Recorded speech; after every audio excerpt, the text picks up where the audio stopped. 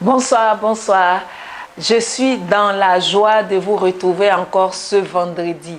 Je suis à un certain niveau. Quand je parle de niveau, je veux dire le niveau de joie qui m'anime parce que chaque vendredi, il y a une préoccupation. Et chaque vendredi, une sœur, une maman, une fille trouvera une solution à sa préoccupation. Et sur ce, je vous dis bonsoir.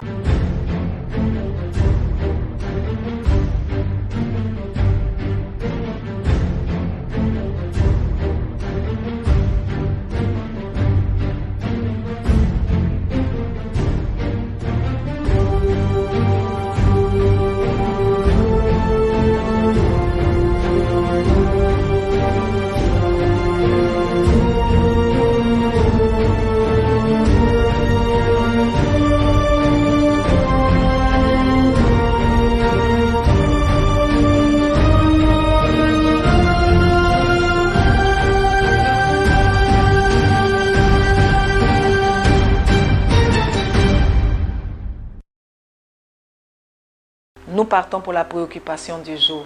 Je vous la lis. Bonsoir, servante de Dieu. Je suis l'épouse d'un merveilleux homme depuis maintenant 5 ans. Nous avons une fille de 8 ans et mon époux avait un fils bien avant et ce dernier a 17 ans. Il vivait avec sa mère qui passe tout le temps à vouloir l'éclatement de mon foyer. Tout a commencé à basculer quand le fils de mon mari est venu vivre avec nous. Il fait des choses qui poussent mon mari à croire que je ne l'aime pas, que je n'aime pas son enfant et pourtant c'est faux. Mon époux a changé d'attitude à la maison envers moi. Je ne reconnais plus le merveilleux homme qu'il était. J'en ai parlé au pasteur qui lui a parlé, mais c'est toujours pareil. J'aime mon mari, je ne veux pas le perdre. Aidez-moi s'il vous plaît. Donnez-moi des sujets ou programmes de prière pour que cette femme ne détruise pas mon foyer. Parce que je sais qu'elle est aussi à la base de tout. Merci, servante de Dieu. Je vous laisse mon numéro. Alléluia. D'accord. J'ai vu votre numéro et je crois qu'on s'appellera plus tard. On s'appellera plus tard. Mais, chère dame, je crois qu'il n'y a pas de, il y a même pas de problème là. Il n'y a pas de problème. Je m'excuse, mais je vais te vous voir. Je vais te tutoyer plutôt. Ton foyer n'éclatera pas. Ton foyer ne prendra pas un coup. Tu sais pourquoi? Parce que tout se trouve entre tes mains. Tout se trouve entre tes mains. Ah oui, tout se trouve entre tes mains. Ton foyer ne volera pas en éclats. Parce que tout se trouve entre tes mains. Tu as l'époux merveilleux. Tu as son fils. Tu as ton enfant. Et il y a la mère de ce dernier. Mais c'est simple, pourquoi tu te casses la tête? Dis-toi que dans la position où tu es, tu as 3 personnes pour qui tu dois combattre. Je n'ai pas dit contre qui tu dois combattre. Pour qui tu dois combattre. Mais combattre comment? Combattre dans la prière. Par la prière, avec la parole de Dieu. Je vais te dire une chose qui va te sembler impossible, mais c'est la vérité. C'est la vérité. 1. La mère du petit. Mais c'est simple. C'est simple. Prie le Seigneur afin qu'il lui donne un homme pour qu'elle laisse ton mari. C'est tout. Mais prends-la comme sujet de prière. Tu vois, nous avons un Dieu de stratégie. Si tu ne pries pas pour elle, elle va te persécuter. Si tu ne pries pas pour elle, elle va persécuter ton foyer. Alors c'est simple. Prie pour elle. Prends un sujet de prière. Un temps de prière. Et tu pries pour elle en tant que servante de Dieu. Parce que tu dis, tu es une chrétienne. Tu pries pour elle. Tu dis, Seigneur, je prie qu'elle trouve un homme qui l'aime véritablement pour qu'elle réparte encore à 0. Ça fait 1. De 2. Pour ton époux, tu le confies au Seigneur. Tu pries aussi pour lui, car la tentation est grande. Tu pries afin que véritablement, cette situation que tu vis ne l'ébranle pas. Donc, voilà ton 2e sujet de prière. Le 3e sujet de prière, c'est le fils de ton mari. Mais c'est simple. Prie pour lui aussi. Si tu ne pries pas pour lui, il va te persécuter. En fait, Dieu est en train de te faire comprendre que tu es dans une dimension de prière. Tu es arrivé à un stade où il y a des choses dans la vie, où on se bat pour les obtenir par la prière. Et il y a des choses qui sont déjà acquises parce qu'elles sont déjà en nous. Mais tu as une situation qui se présente à toi. Mais bats-toi dans la prière. Tu vas pleurnicher. Non, lève-toi et bats-toi dans la prière.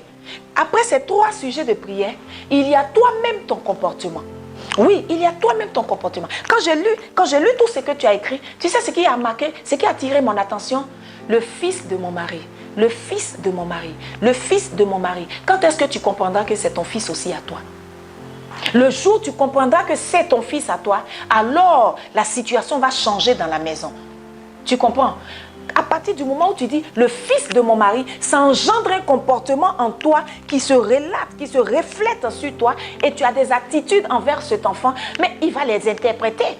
Qui sera son recours? Qui sera son seul recours? C'est son père. Et quand il parlera à son père, mais tu veux que son père fasse quoi? Qui sera son recours encore? C'est sa mère.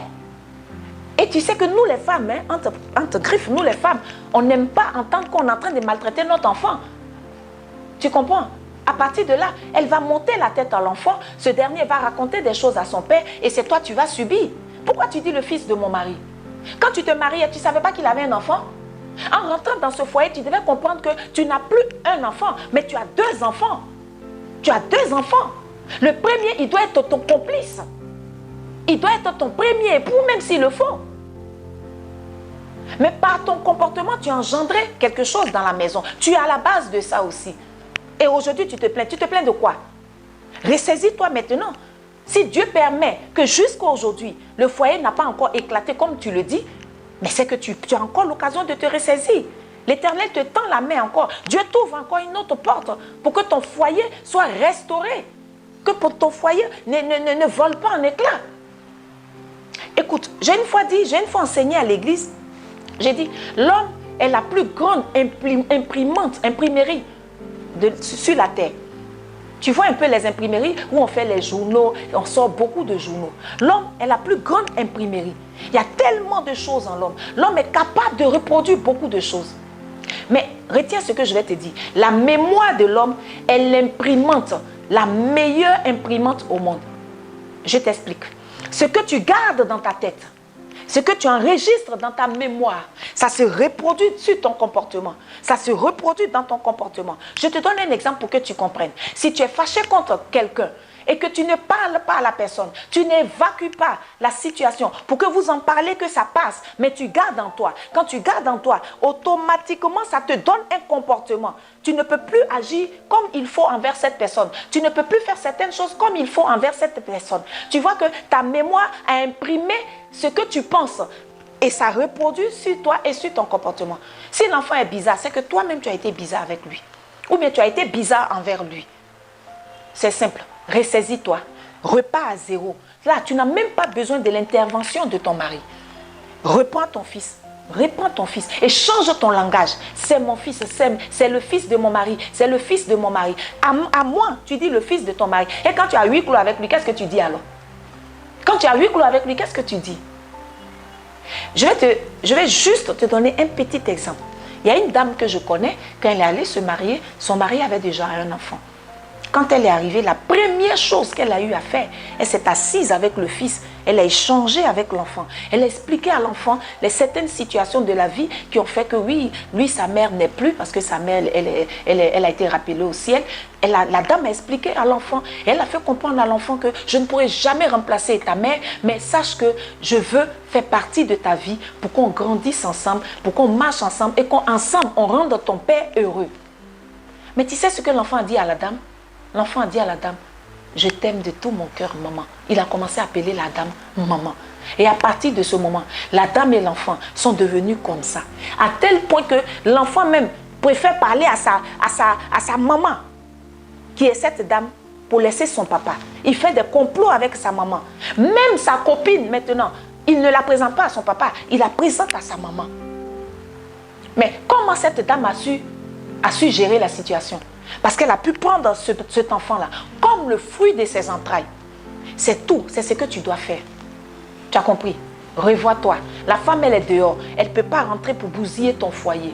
Ton mari, il ne fait qu'écouter ce que le fils lui dit. Alors transforme la situation. Renverse l'ordre des choses. Revois ta copie. Ce n'est plus le fils de ton mari. Mais à partir d'aujourd'hui, à partir de ce conseil-là, c'est ton fils. C'est le fruit de tes entrailles. Alors si tu as un programme à faire, commence par lui. Range sa vie.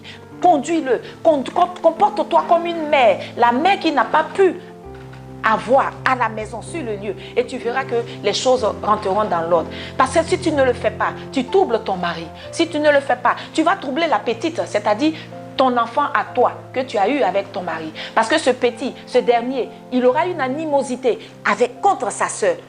C'est ce que tu veux. Alors ressaisis-toi vite. Le plus souvent, nous les femmes chrétiennes, nous n'avons pas d'ennemis. C'est nous-mêmes qui sommes nos ennemis. Parce que nous aimons écouter les choses dehors. Nous aimons vivre ce que les autres vivent. Mais nous ne cherchons pas à comprendre pourquoi l'Éternel nous met dans un foyer avec un fils. Sûrement, c'est par toi que cet enfant va retrouver le chemin de l'église. C'est par toi que cet enfant va devenir un autre enfant, un autre homme dans la vie. Tu n'as pas pensé à ça, mais tu as pensé à tes intérêts. Comment préserver ta fille? Comment combattre la femme qui est dehors? Oh, tu ne peux pas aller sur 2 combats. Tu ne peux pas aller sur 2 fronts à la fois. Ton seul lieu de combat, c'est ton foyer. Tu fléchis genoux, tu pries pour la femme. Que Dieu lui donne un autre homme qui la comprendra, qui bâtira un foyer avec elle. Tu pries maintenant pour l'enfant, qu'il ne soit pas persécuté. Que l'esprit qui le persécute le libère. Tu pries pour ton mari, pour la stabilité.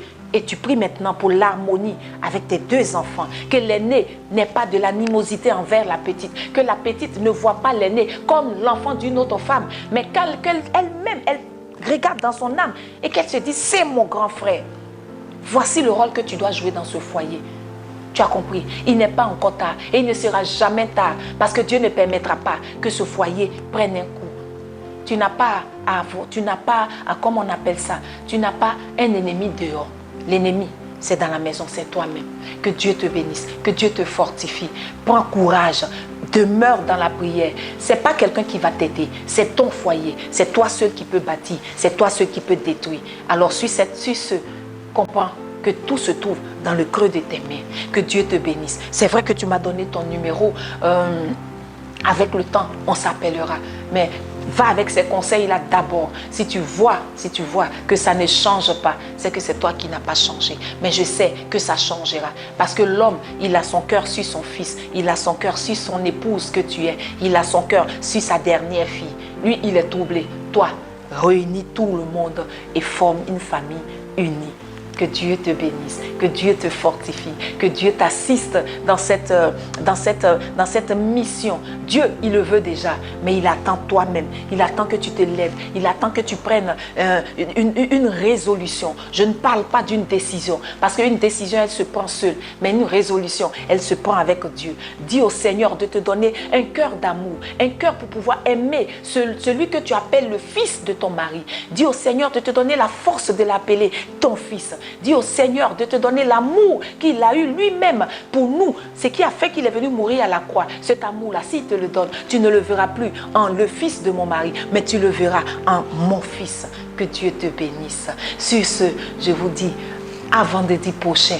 Et j'espère encore que vous allez conseiller cette maman, vous allez conseiller cette soeur, vous allez conseiller cette fille pour que véritablement, nous les chrétiens, nous demeurons dans l'harmonie et que nous respections l'institution donnée par le Seigneur, le mariage et le foyer. À vendredi prochain, au nom de Jésus-Christ. Amen.